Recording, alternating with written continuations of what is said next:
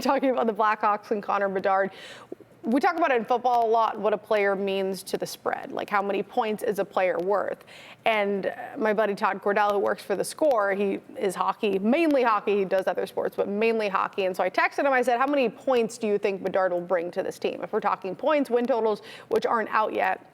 First reply was, not sure, they suck. I said, okay, give me something more. He goes, well, Bedard will probably get 70 to 80 points in his first year, 100 probably the year next. So if you're looking at point total, something to keep in mind, he is expected to bring around that much to the team. Now, he also said, I said, what's the goalie situation? He said they're looking to add a goalie in free agency or in a trade. So if they get the goalie, right? If they can get a goalie, they have Bedard now, they have Taylor Hall, Foligno. Get a few more pieces around them. They don't need elite, stars, but if they can put a few pieces around the pieces they've already brought on, I know we say it's a Blackhawks, but I'd maybe look at a win total over points, whatever it is, because if they put those pieces around them, they could be a lot scarier than they were, and that's not hard to do.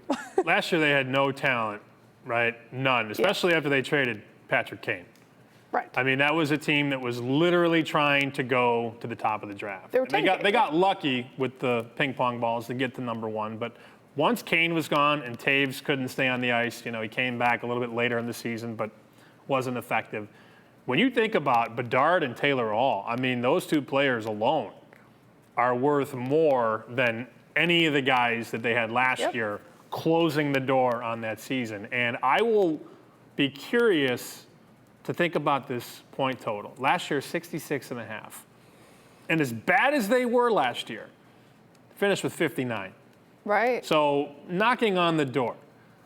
The problem is, I think the hype is going to be there.